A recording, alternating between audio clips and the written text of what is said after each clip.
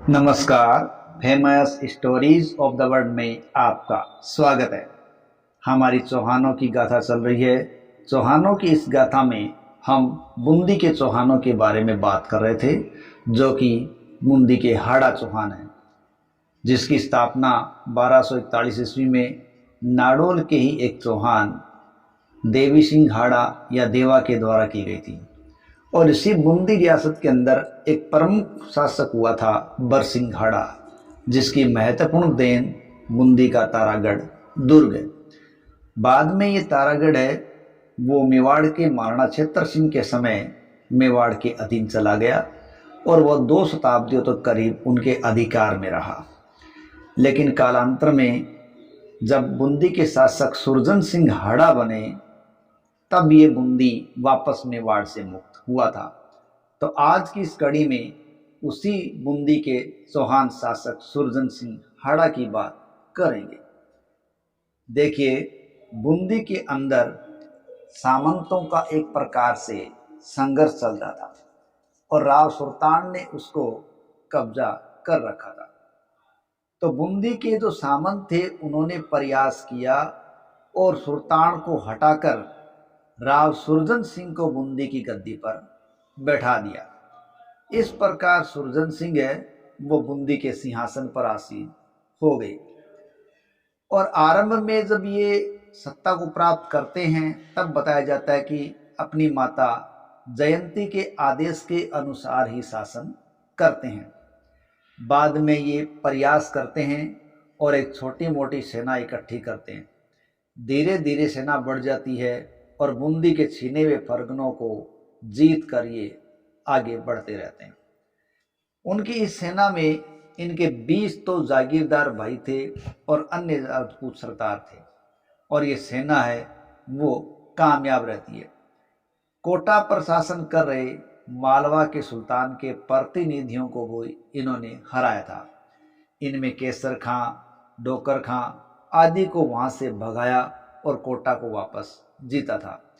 कोटा है वो मांडू के सुल्तानों के प्रभाव में आ चुका था, लेकिन सुरजन सिंह हाड़ा के समय जब कोटा वापस निकला तो मांडू के सुल्तान का इधर वापस आगमन नहीं हुआ और सुरजन सिंह हाड़ा ने यह क्षेत्र, कोटा का क्षेत्र, अपने पुत्र भोज के अधीन छोड़ दिया था।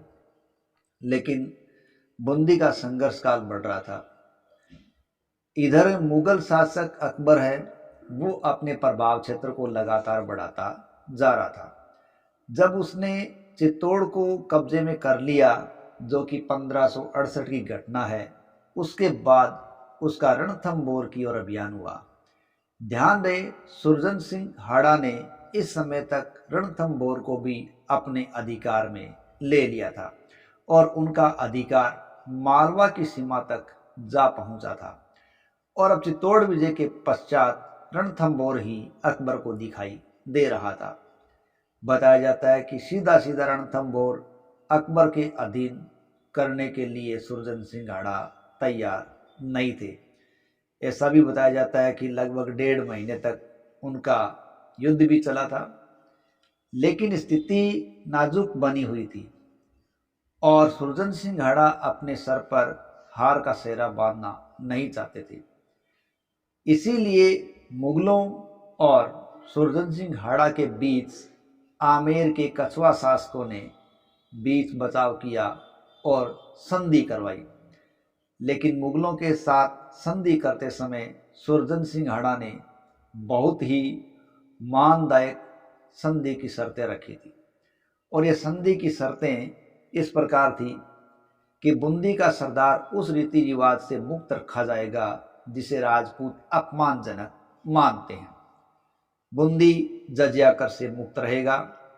बूंदी सरदारों को कभी भी अटक पार जाने के लिए मजबूर नहीं किया जाएगा।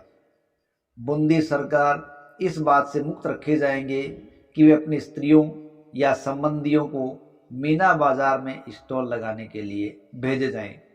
देखिए, जो मीना बाजार स्टॉल है वो स्टॉल राजमहल में नौरोज के अवसर पर लगाई जाती थी और जो अधीन होते थे उनकी स्त्रियां वहां स्टॉल लगाती थी। लेकिन इस प्रकार के किसी स्टॉल लगाने के लिए बाध्य बूंदी नहीं होगा, ये शर्त रखी गई। बूंदी दीवाने आम तक पूर्ण रूप से अस्त्र शस्त्र से सुसज्जित होकर ही जाएंगे। बूंदी के पवित्र मंदिरों का आदर किया जाएगा। वे कभी भी हिंदू नेता की कमान में नहीं रखे जाएंगे। उनके घोड़ों पर किसी प्रकार का कोई शाही दाग नहीं लगाया जाएगा और वे अपने नक्कारे को राजधानी की गलियों में लाल दरवाजे तक बजा सकेंगे और बादशाह के सामने उपस्थित होने पर सजदा नहीं करेंगे। दिल्ली बादशाह के लिए वैसे है जैसे बूंदी हाड़ा शासकों के लिए है। इस प्रकार सुरजन हाड़ा है, उसने कहते हैं सम्मानदायक शर्तों के साथ संधि की थी, लेकिन ये संधि हो गई। इस प्रकार अकबर ने उसे संधि के साथ साथ उसको कुछ परगने भी दिए थे। ऐसा बताते हैं कि अकबर ने राव सुरजन को राव राजा की उपाधि दी। बनारस के निकट उसे 26 परगने भी दिए थे और बनारस में राव सुरजन ने कई इमारतें, महल, घाट आदि बनवाए थे। अकबर के कृपा पात्र होने के कारण राव सुरजन ने हिंदू तीर्थयात्रियों के लिए बहुत सी सुविधा भी वहाँ दिलवाने का कार्य किया था। कुछ और भी घटनाक्रम देखे जाते हैं, जैसे शुरुआत में सुरजन सिंह हाड़ा को 1 हजारी जात का मनसब दिया गया था और उनको मंदरूड और गढ़कटंगा की जागीर दी गई थी। और वहाँ पर रहते हुए जब सुरजन सिंह हाड़ा ने गोंडों का दमन कर दिया और उनकी शक्ति के केंद्र वारीगढ़ पर मुगलों का अधिकार स्थापित कर दिया और गोंड नरेश को पकड़कर दिल्ली लाया और अकबर के सामने पेश कर दिया, इस सेवा से सम्राट खुश हुए थे और तब उसे राव राजा की उपाधि दी थी और उस वक्त उसे 5000 का मनसब दिया था, जो बूंदी के प्रथम राजा थे जिनको ये मनसब प्राप्त हुआ था। और कहते हैं इसी अवसर पर उन्होंने 26 परगने और बनारस के निकट के 26 परगने उनको दिए थे। इस प्रकार सुरजन सिंह हाड़ा को बूंदी के निकट 26 और बनारस के निकट 26 परगने प्राप्त हुए थे। उनको बनारस तथा चुनार की भी हाकिमी दे दी गई थी। बनारस में परगने प्राप्त होने पर वो वहीं रहने लगे थे और बूंदी का राज्य कहते हैं अपने बड़े पुत्र दुद्दा को संभालने के लिए दे रखा था। बनारस में रहते हुए उन्होंने कई कार्य किए थे और गंगा नदी के तट पर कई घाट बनाए थे। उनके द्वारा निर्मित द्वारिकापुरी में रणछोड़ जी का मंदिर बड़ा ही प्रसिद्ध बना हुआ है।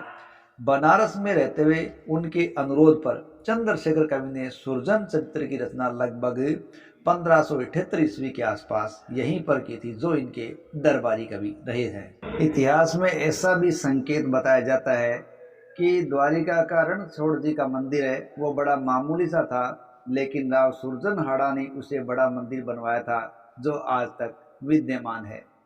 और काशी के अंदर अपनी दानशीलता के कारण सुरजन सिंह है वो काफ़ी प्रसिद्धि पा गए थे और उनका अंतिम समय है वहीं पर बीता था और 1585 में काशी में ही उनकी मृत्यु हो गई थी।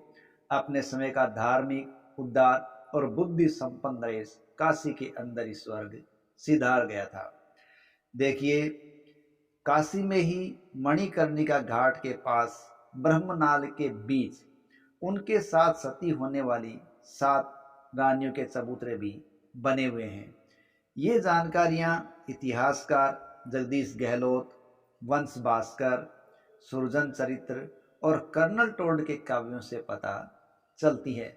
हालांकि उन्होंने एक विशाल बड़ा साम्राज्य अपने अधिकार में कर लिया था। इतना बड़ा साम्राज्य पहले किसी भी हाड़ा राजा ने प्राप्त नहीं किया था। लेकिन सुरजन हाड़ा के साथ एक बड़ी ही दुर्भाग्य की बात यह रही कि उन्होंने अपने बल और पुरुषार्थ पर जो बूंदी का विस्तारित राज्य प्राप्त किया था उसकी स्वतंत्रता का अंत उन्हीं के समय में हो गया था, क्योंकि वो मुगलों के अधीन हो चुके थे। आज की इस कड़ी में यहीं तक शेष अगले पार्ट में। जय हिंद, जय भारत।